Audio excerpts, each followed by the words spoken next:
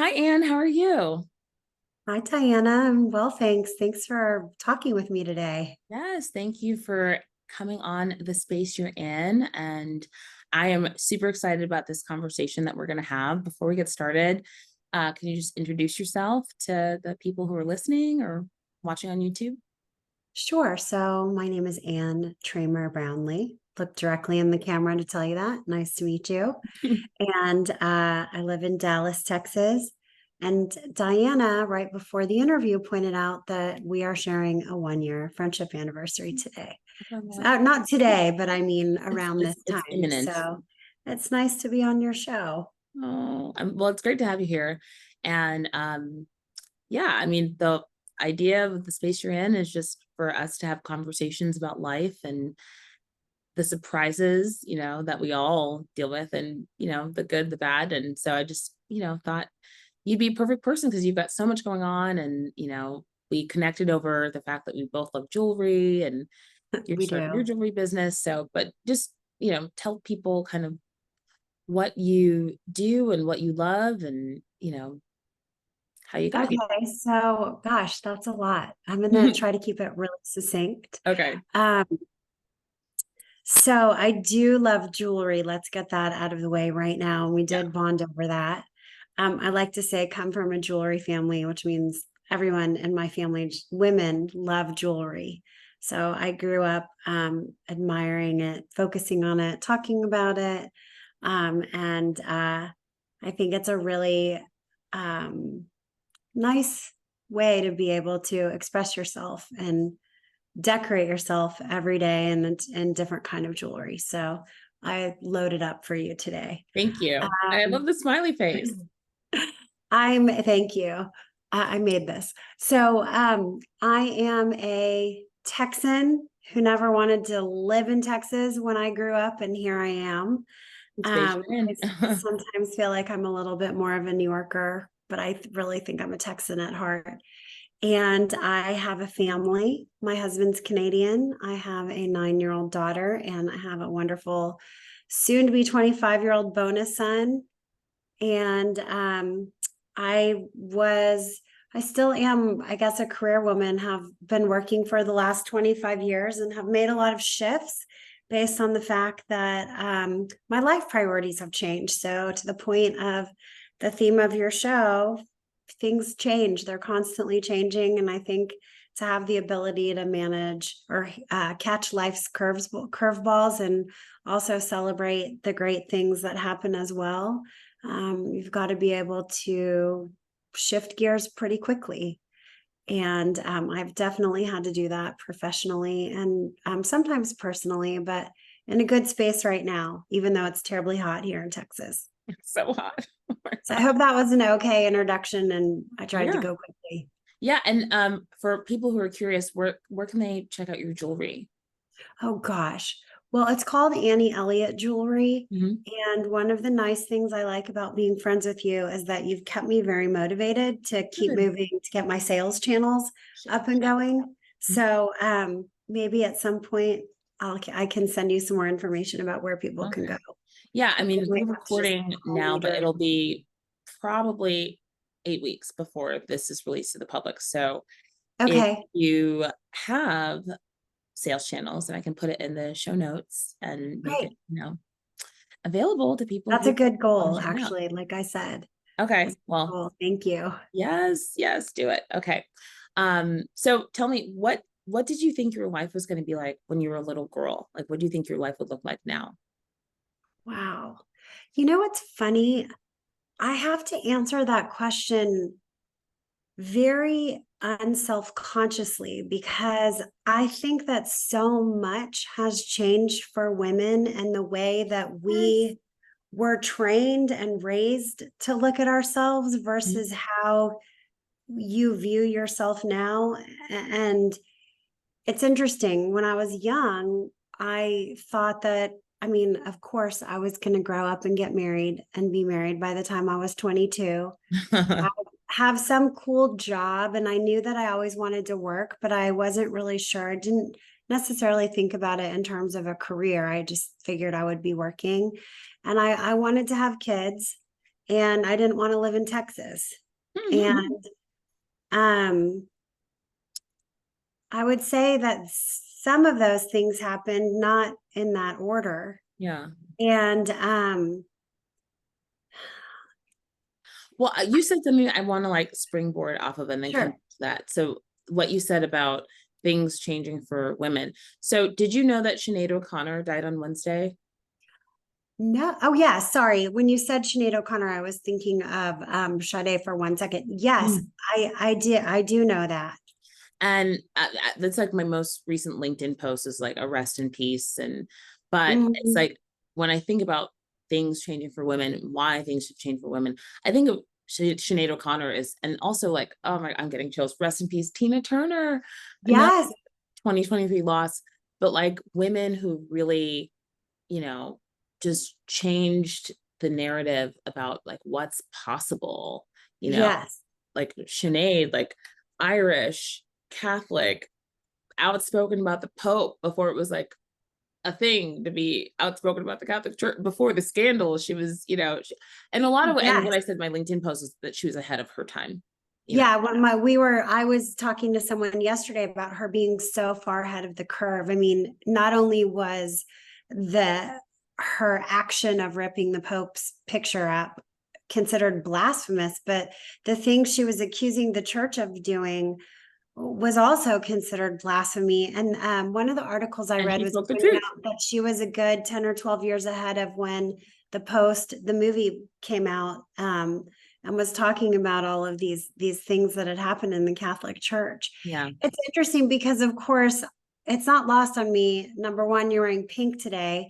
And number two, you're asking me this question. We're having this conversation the weekend after the movie Barbie was released. Oh yeah, that's right. So And we're talking about women and Barbie and Sinead O'Connor and well, Hope and and also talking about how how you imagine your life might have been when you were a little girl.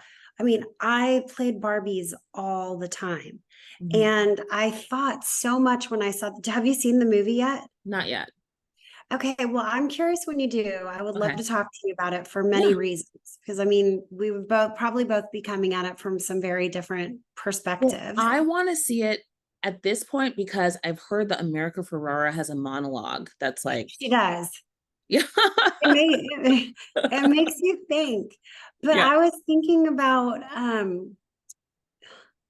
I mean, Barbie, the movie, I think even reshapes a little bit of what it repositions Barbie in a specific way for some people that might think Barbie represents a certain thing. yeah, And I thought that that was really interesting because in the movie, I mean, her life's not, you could interview her, I guess. I mean, yeah. she probably would be perfect for this show.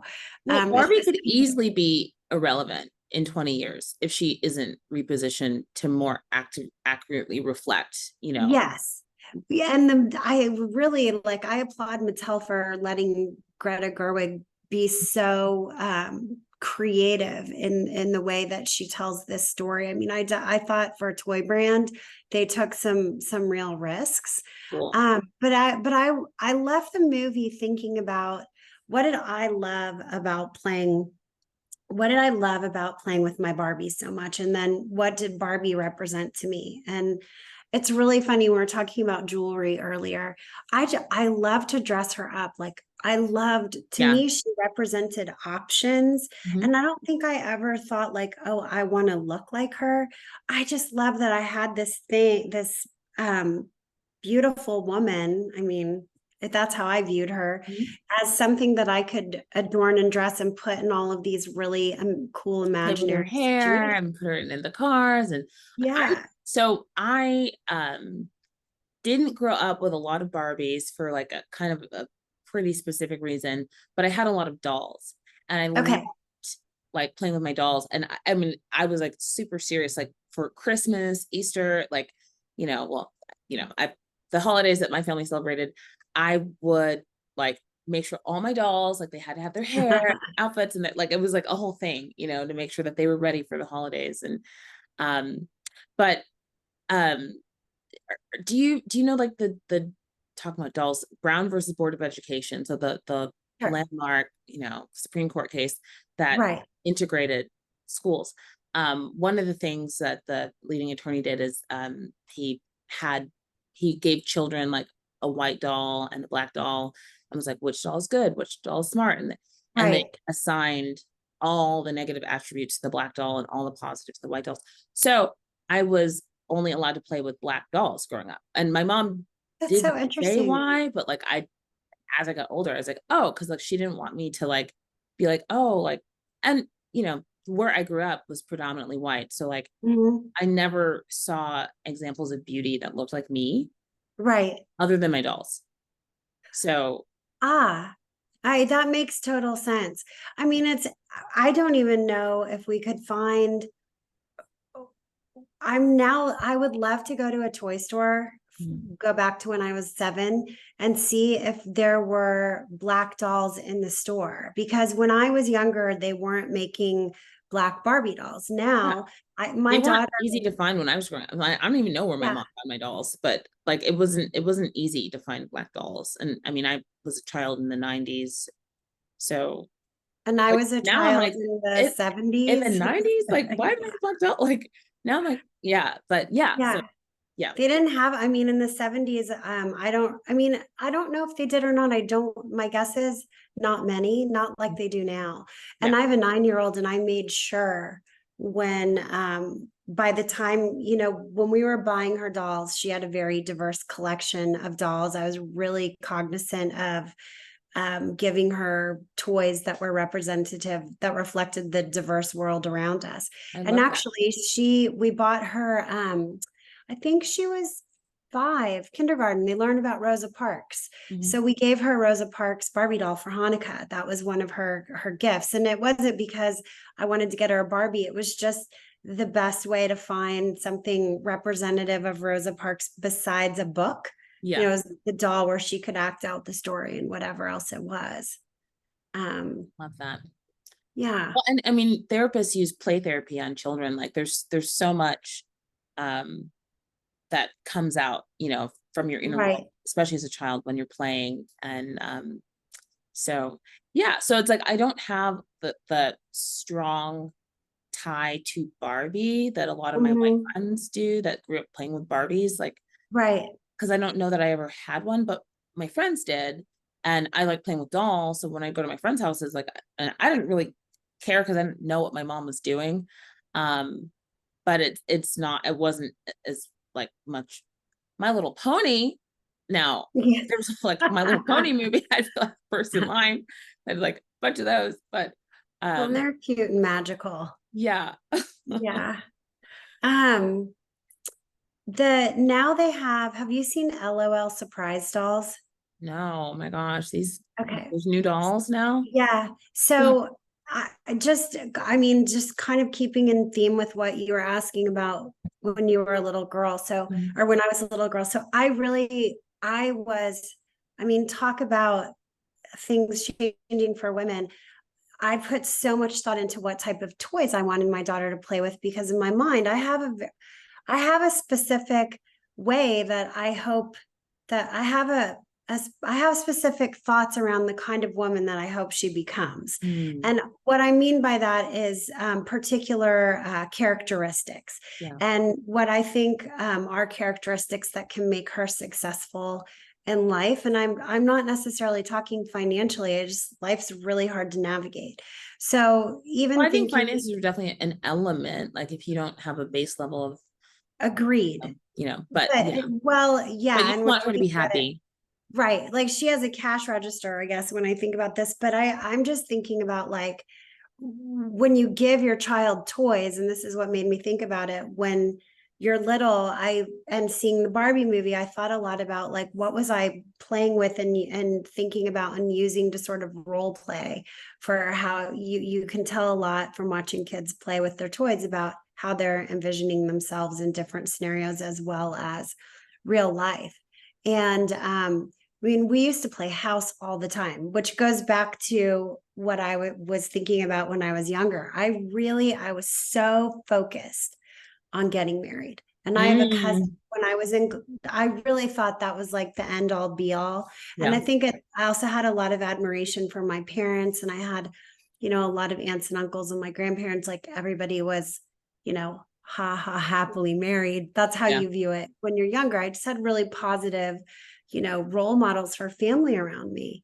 And that is not what happened at all. I mean, I really ended up, I didn't get married until I was almost 40. I was like just before I turned 40, got married. And Okay. I ended up really I'm focusing on on track my to be career. like you. Sorry. I'm on track to be like, I'm like, oh, 40 is like around But the it's corner. not, what's funny is when I was like for me, and I know our age difference when you told me earlier, where our age difference, it's not, we don't have such a vast age difference, but generationally, we're different. And Yeah. where now it doesn't, there's not nearly as much pressure on women, I think, to get married. Like when I graduated from school, I had a cousin that was 22 that had just recently gotten married, and I thought for sure that was going to be my path. And there was always a lot of pressure on focusing on that. Yeah. And now I think in some ways I think it would be a nice relief to not have to feel so much pressure. And I'm not talking about pressure you put on yourself, societal Absolutely. pressure. Well, and this is maybe TMI, but I'll share it anyway. It's like so my mom is from Nigeria and she came to America for Mhm. college. And in her Right. culture, especially at the time, like the cutoff for being an old maid, like Right. 22. Like at 22, if you're unmarried, you're an old maid. Like that is the world she grew up in. And, so when she Sure. finished college at 22 and like was single, like it was like, and then she got married at 26. And, it's so funny to me now, like, but she just thought she was so old and, oh my God. Yeah. Which now I'm like, oh, the 26-year-olds. I the, know it's like your baby. yes. Well, and I had family pressure. I mean, I'm Jewish and there's nothing better than like, do you know the Yiddish word shidduch? It's like making a Kids. match. Mm-hmm. No, Oh, it's making a match. And mhm. so, everyone's trying to fix you up and, it's exciting when you get married and start procreating and Yeah, foster big new life. generations of family members and people. And that's a lot of pressure. Well, so what I was going to If say is like, you're there's pressure on both ends because like, you know, if you, if you, I can see the wisdom in encouraging a woman to find a husband younger because men value youth and beauty. So, right. and you tend to have more of that when you're like, when I look at pictures of me at 23, I'm like, oh my God, I didn't even have to try. Ah, like didn't need Spanx, didn't need like, it just was. And I didn't know it, but so it's just like there's a wider pool of men who would be interested in marrying you. And as someone who's in dating in my 30s, it's like, oh, like as things get more serious, um the question of fertility and kids and timelines, and Yeah. it's like you don't have all that pressure if you get married at 22. You can wait 5 years You don't. um Right. and so it's like there's more men that be interested in you. You don't have to have a baby right away. You're more flexible because the other thing is like as you get older, you get more set in your ways. So Yeah. then it's like, well, I need somebody who can like fit into my program because I've been going to the same yoga class at 10 a.m. on Saturdays for the last 8 years. And when you're 22, Hmm. you don't have any of that. Like you finished high school 4 years ago. Like, You like you don't. an air mattress, you don't care. So, I mean, I don't like the making a woman feel like her value is in, but I Right. I understand that there is a degree of wisdom in encouraging a woman to not wait Hmm. because you can end up like me. Like I forever was like, it'll happen, I'm not worried about it. And then last month I had my annual with my OB-GYN, and I don't know, I just didn't think, but we're talking about the space you're in. I didn't think that this would Sure. ever happen to me, but he was like, okay, look, have a baby. If you want a baby, have a baby. It's time to have a baby. Just have a baby. Like, just have it now. Like, do it now. Or freeze your eggs now. But egg I would just go freezing ahead was and not a okay. thing either when Hmm? that was egg Um, freezing was when I was younger, and I'm talking like my early 30s. yeah. People were not talking about that like they do now.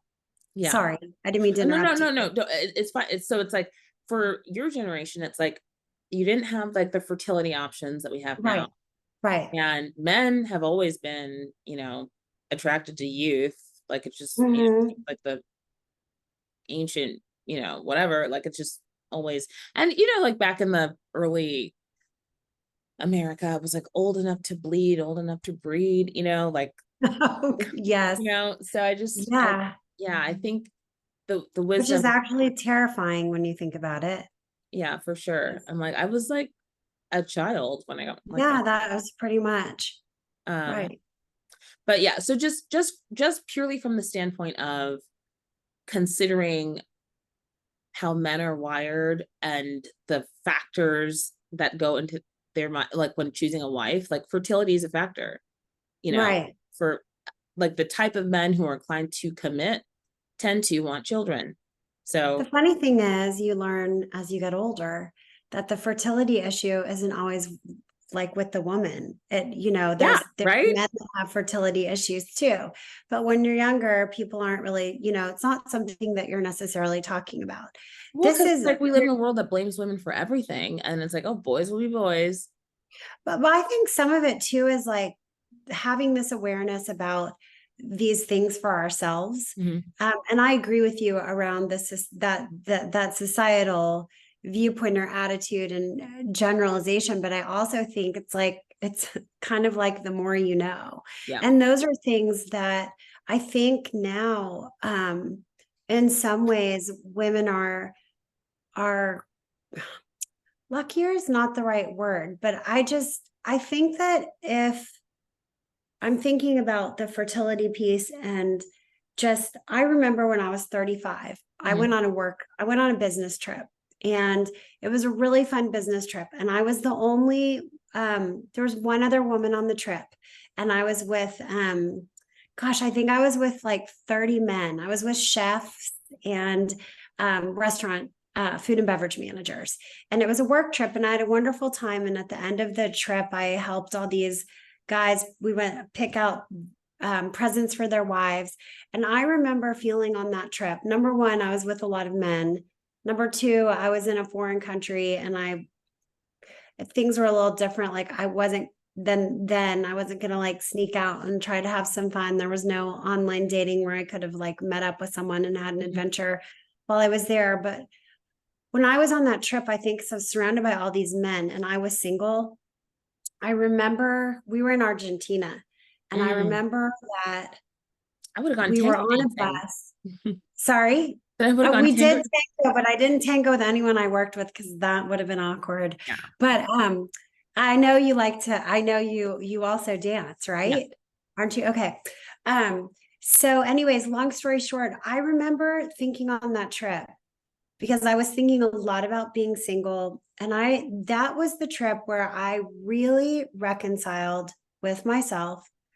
I really tried to reconcile that it's possible that I might not have children, because for me, I really wanted to, I guess if I was going to do this again, I might tweak it a little differently, not Hmm. necessarily be married, but I really wanted to have a partner in the picture that I knew was going to have a presence in that Yeah.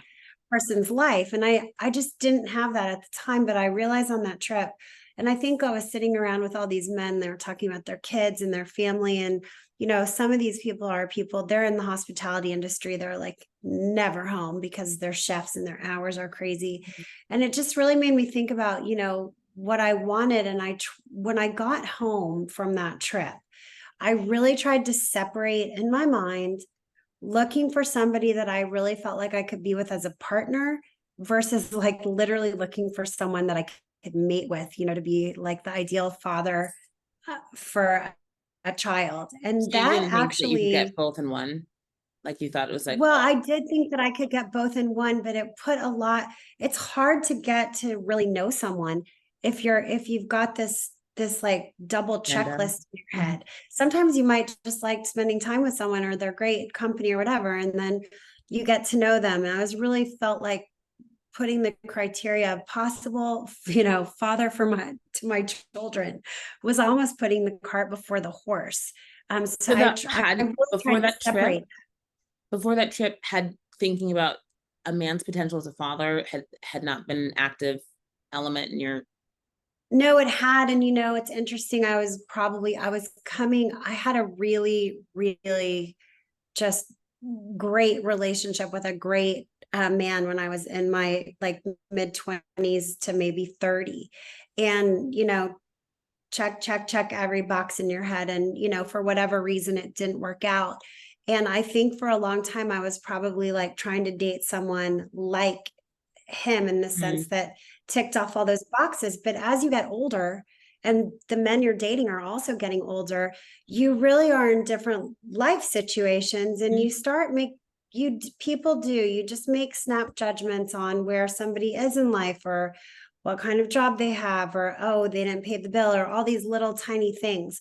And I felt like I just need to focus on getting to know the person before I decided whether this person might make a good father for my child, kind of thing. And that my point is, it just took a lot of pressure off in terms of myself, in terms of trying to just enjoy dating, which is not that enjoyable a lot of times. It could be fun, but it's also a lot of work.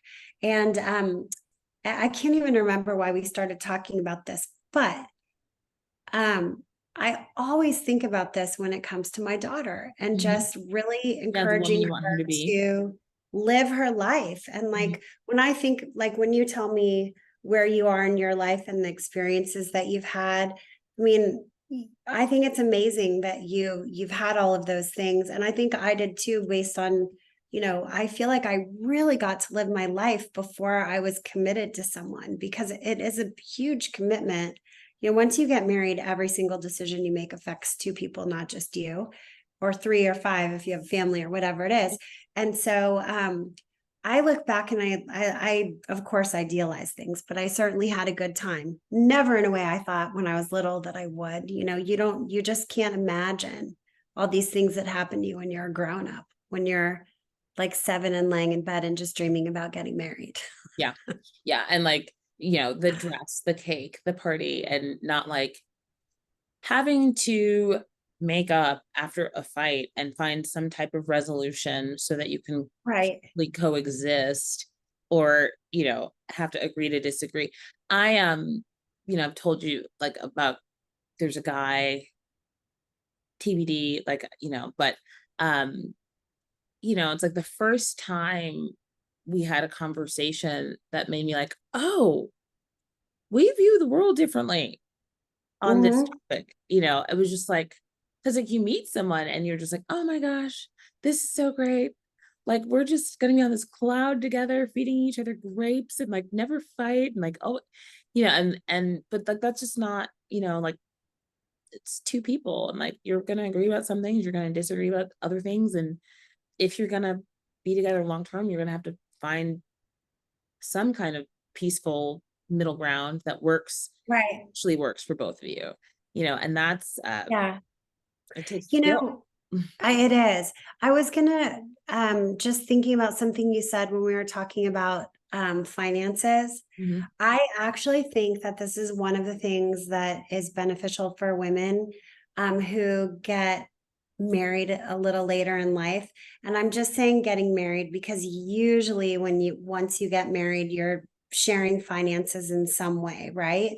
And I think that it is amazing and empowering to make your own money and have, support. I think to support yourself. It's challenging and it's hard, but when you have a partnership, that changes because you're dealing with this better than anyone based on some of the work that you do with some of your Divorce clients. attorney, yeah.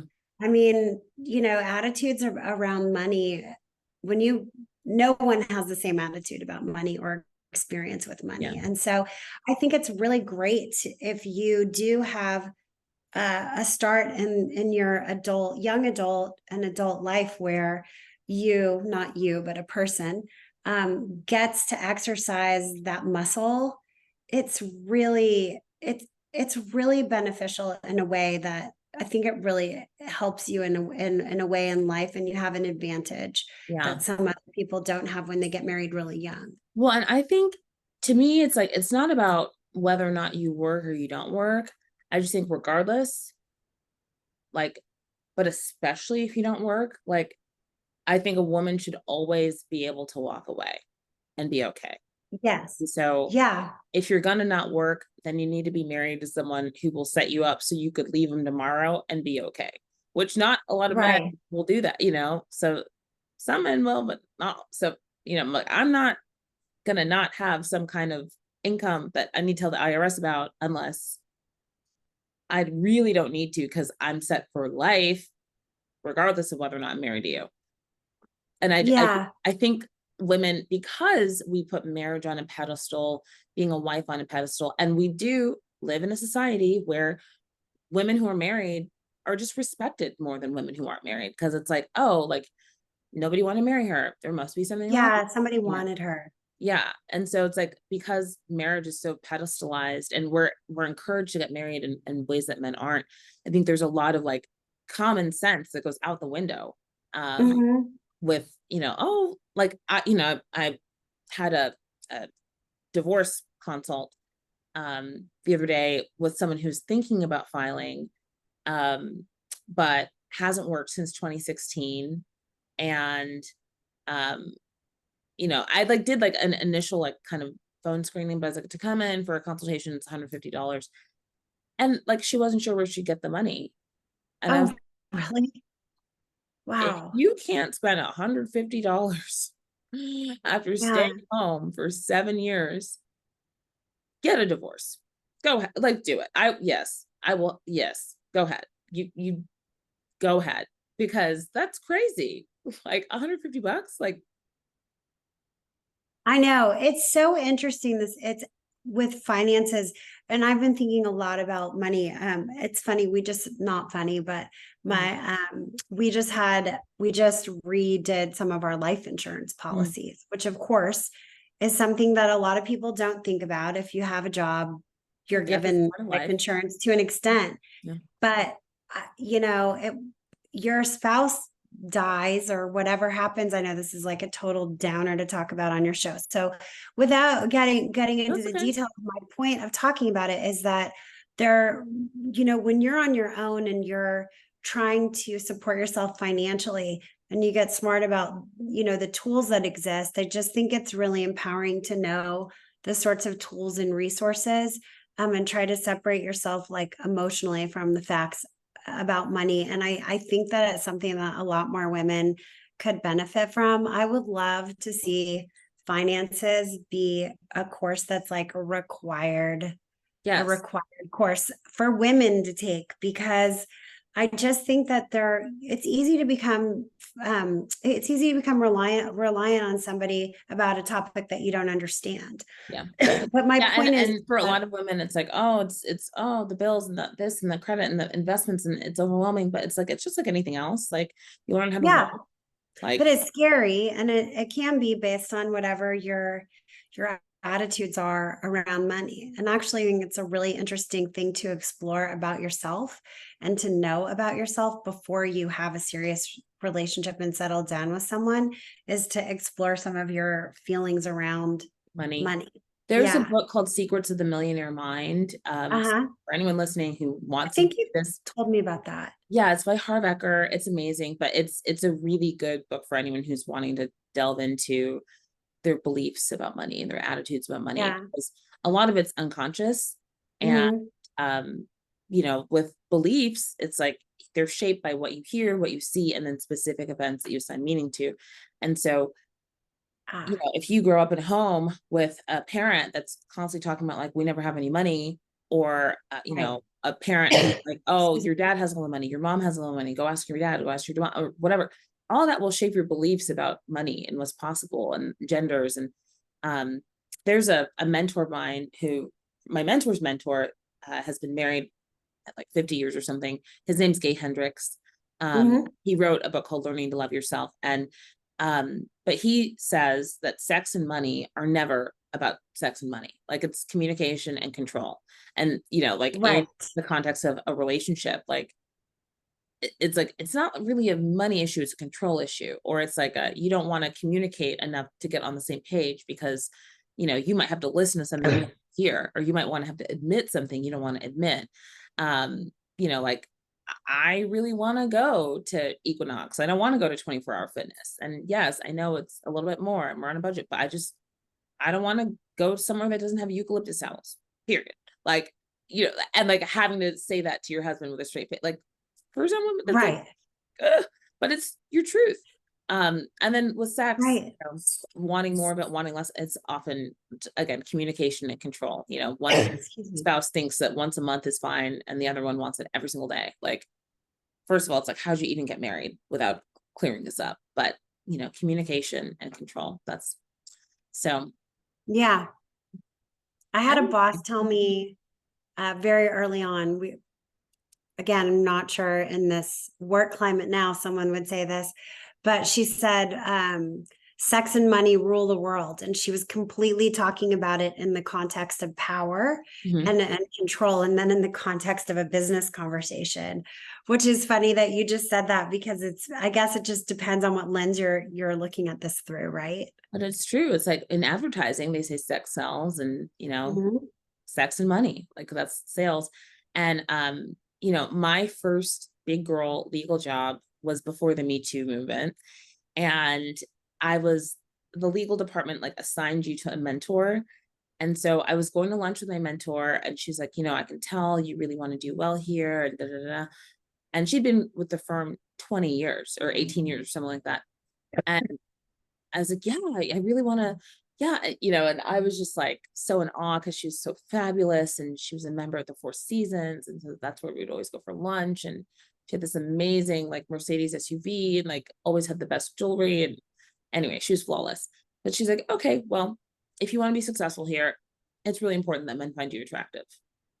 And I was like, Oh, I 4 years of college, 3 years of law school, 15 hours bar exam, like all that just to get this job and be told right. that to do well, people have to want to fuck me. Right. It's like, well, why did I go to college at all? Like, I should have just worked as like, I don't know, like at a golf club or something, and just, I'd be married. So How long ago was that? it was 2015. Yeah. Um, so, I mean, when I worked I was going to say New York, but it's not just New York. I mean, I work in the communications industry and I work for PR firms for a long time. And there's certainly, I think there's sort of a luck. I don't know if it's called, I haven't heard anyone use the term PR girls in a long time, but when I Mm. was younger and first starting out, we would get categorized. It was like a lot of young women at an event. They'd be like, you PR girls, come over here. And there were always, the certain group or kind of clients Mhm.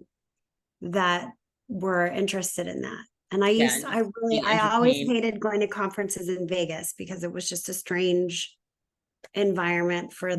that reason. It's not Yeah, fun to because be it's like that. men on their worst behavior. Yeah, Yeah. exactly. Yeah. Well, and even, in the legal community, it's like when so my boss just yesterday like asked, oh, do you want to go to this conference? And yeah, and it was like, it's in DFW. So I could drive, it's 2 days, but she's like, do you want a hotel room? I was like, yeah. And, but like this particular event, like I, when I talked to women lawyers about it, like, I mean, a lot of them have been like groped, at this. And it used to be somewhere else. So people were just out of town, but like just, women attorneys getting groped by men attorneys. And it's like, I am a whole lawyer. I'm not your Right. girlfriend. I'm not your cocktail waitress. I'm not your like what like why are you grabbing my butt? Like what? Like make it make sense. Doesn't it feels when I hear stories like that, I always feel I'm not surprised, but it still feels in this environment like why are some of these things Yeah. still happening? Yeah. Yeah. I mean, And I don't mean to sound naive about it. You would think that like after all the people that have been publicly crucified, that somebody might kind of watch their own behavior. I heard more pre Me Too. And then obviously like COVID, I didn't hear anything about sexual harassment because everyone was home. So Right. and I definitely have not resumed like the level of social activity that I had pre-COVID. Pre-COVID, I'd have like 3 events a night. And now I'm like, I have 3 events in 1 month. I'm exhausted. It's too much. Did you watch, oh gosh, it's really going to bug me that I can't think of the name. The documentary, it's a movie about the two New York Times journalists, they're women that broke the story about Harvey Weinstein. Did you watch that film? Oh, It's tell me on, your it's name if it comes to you. I will, but it stars Zoe Kazan. And what, Okay. gosh, it's going to drive me nuts. It's really, first of all, it's really good. And it tells the story. I think it very accurately and effectively tells the story from a journalistic perspective and the Mhm. decision that the Times had to make about running with the story and making sure that they had all their facts and their sources before they Mhm. did it. But it was from the perspective of being a working woman. And I think a lot of women, whether you've worked or not, have been in situations where you feel threatened or harassed, not necessarily attacked. Sorry, Yeah. hold on. I'll just while you fix that. When I was in my early 20s, I had a job and I'd gone to a couple temp agencies. I didn't start college till I was 23. And so I'd gone to a couple temp agencies and like to get a job paying $10 an hour, well, to get an interview for those jobs, you needed a college degree. And this is, it's my early 20s. So it's closer. Anyway, it was a while ago. Um, so I anyway, I got an interview at this company that paid $13 an hour and offered 401k and tuition reimbursement. And so I was like, oh my gosh, and got the job, took it.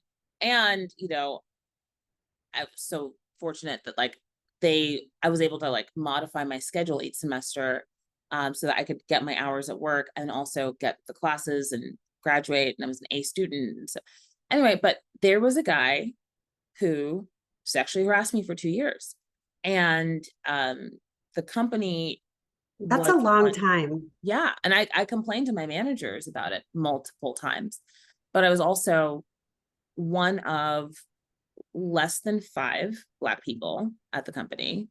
I was in my early 20s. It was, a very conservative place, which I'm conservative, but anyway, that's the whole I'm fiscally conservative.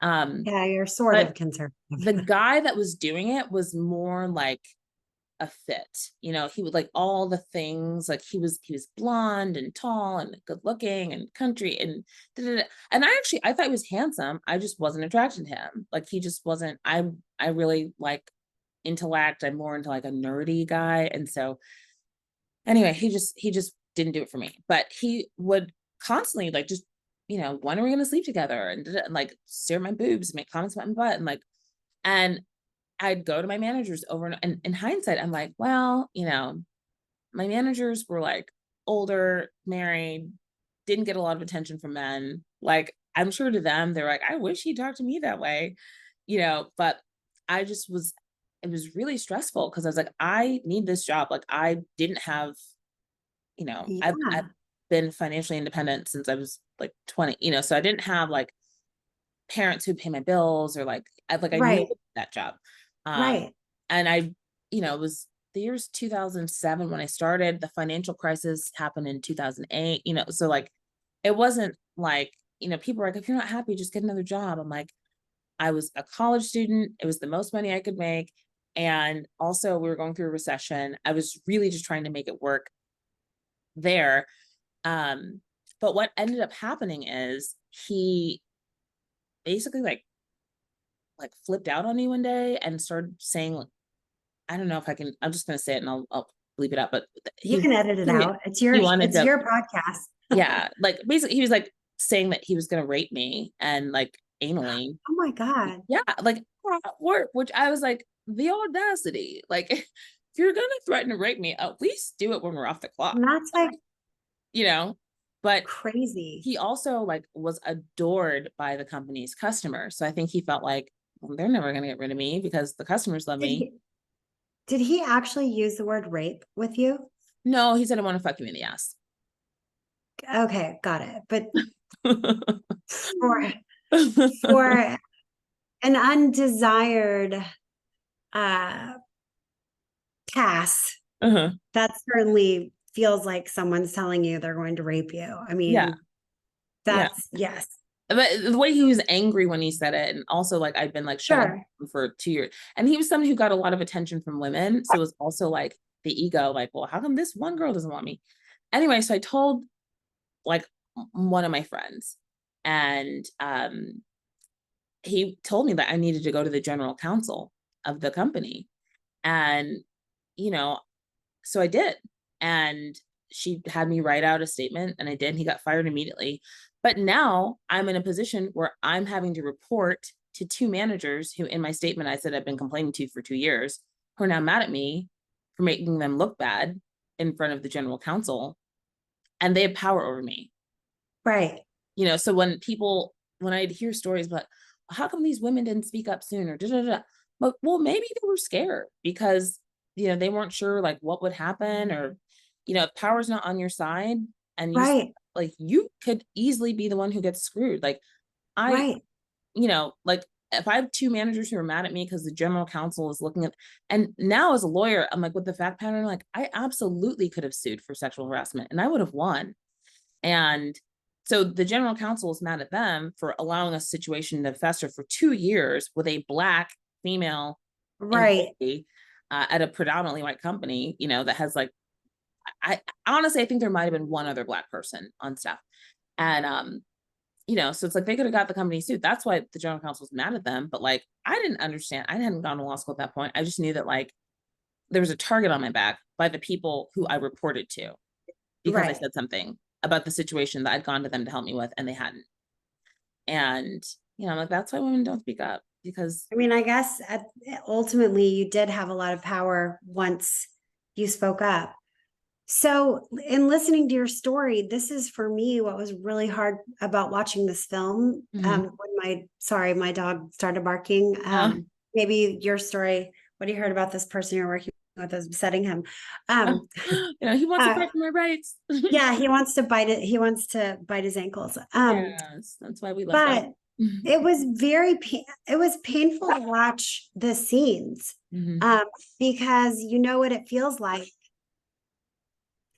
to be in to be in those positions, Mhm. and you do feel. I find it easy to be sympathetic and empathetic when I hear somebody might have waited a long time to report something. I Well, and I mean, think it's like when you're in that position because you're just trying to provide for yourself.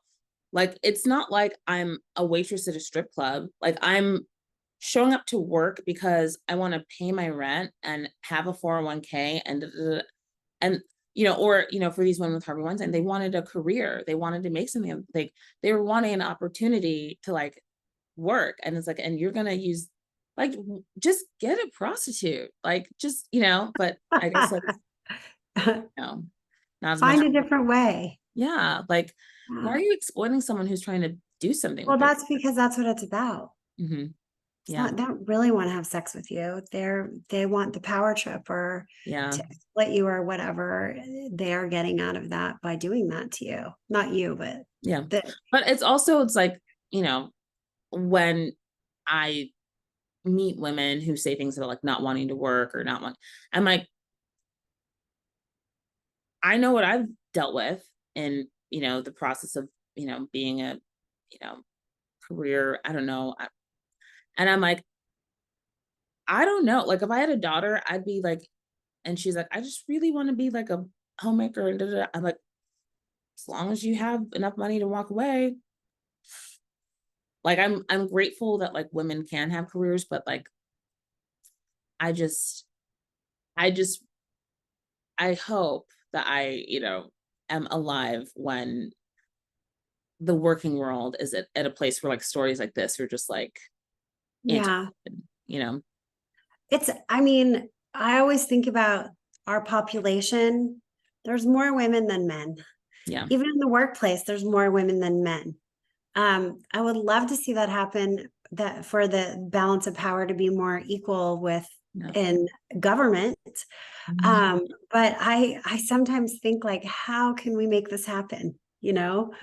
But it's like, how do we unite all of us together under that's kind of what I liked about the Barbie movie. You've got to see it Yeah. because I liked the message. I mean, I don't want to ruin it for you. I'll watch it and then we can talk about it. We can Yeah, get because drinks it and really it does have some interesting messages around even what we've been talking about this afternoon together. yeah. Well, we are out of time.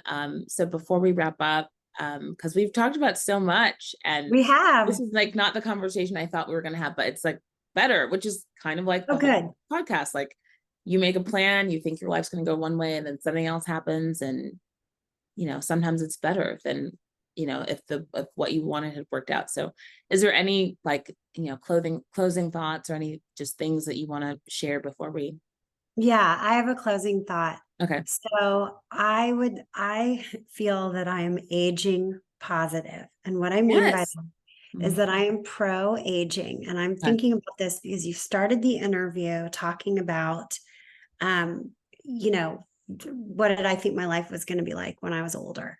Mhm. And if anything, now that I've reached just slightly over the 5 decade mark, Mhm. um, I love the wisdom that comes with age. And I think there should be more value on Yeah. wisdom, especially by younger people. And it's really great when you're younger, but I also think that life can be really great as you get older, because you're equipped with just so much more wisdom Yeah. and experience. And so I think I was just saying that about thinking about when you're younger and what you think life's going to be like. It's never really what you think it's going to be like, but it's certainly, I don't know. I mean, I was watching that Barbie movie thinking, I'm feeling pretty good. I love it. Okay. Well, I've they've done such an amazing job promoting that movie globally. Yeah. So it's like Yes. I just feel like I have to, like, there was a Barbie movie in my lifetime. I have to go see it. It's like just one of those like was there a Barbie movie last century? Like, or is this the first one ever? Like, I think it's the first one. You should get like a couple people together and have like rehash it at some point for oh, your show because you yeah. do. I know some of your friends, and I imagine if they're representative of the rest of your friends, you surround yourself with some very interesting people that have a lot of really good things to say. And it would be fun to talk about it in the context of what your podcast is about. I no, I totally agree. And thinking about Barbie and the history of Barbie and what the world was like when Mattel first released that doll, and the odds of anything being successful, being Mhm. the fact that that doll could become like this international icon is, it's like how many other dolls do that, and then now it's 2023 and we're the woman directors like totally shaking up like the associations with that brand. So I think there's a really interesting marketing conversation, a branding conversation, Yeah. and also like a socio-political conversation and a race conversation. And I mean, there's so much. Well, and a conversation around men, because Ooh, the way I'm just saying so little because I want you to see it, but okay. I just love the way that men are framed in this film from a Barbie's perspective. It's Uh, very interesting. okay. Well, that's Yeah, okay. Well, I'm like, now I feel like I should like release this sooner so that people can like be like, oh yeah, go see Barbie in theaters. But you could. And also I mean, you are kind of dressed to go see the movie if you wanted to wear pink to see the yeah. Barbie movie. So it's Friday and I'm going to be spending Friday night in the office because there's a trial. Oh, that's right. You're going to be working late. Yeah. But I'm like, I will wear, I mean, because you said it, I'm like, yeah, I could totally wear this to go see the Barbie movie. So You wouldn't be well, alone. My girlfriend that I saw it with, she called me. She said, "Where are you?" I said, "I'm parking." She's like, "You need to hurry up. You are missing all the people dressed like Barbie or dressed in pink walking into the theater." and that's another It's reason to go fun. see it because it's like how often, it's like only every couple years, like there's a movie that comes out that people are so excited about that they get dressed to see the movie. Right. Like only they go, but they have a look.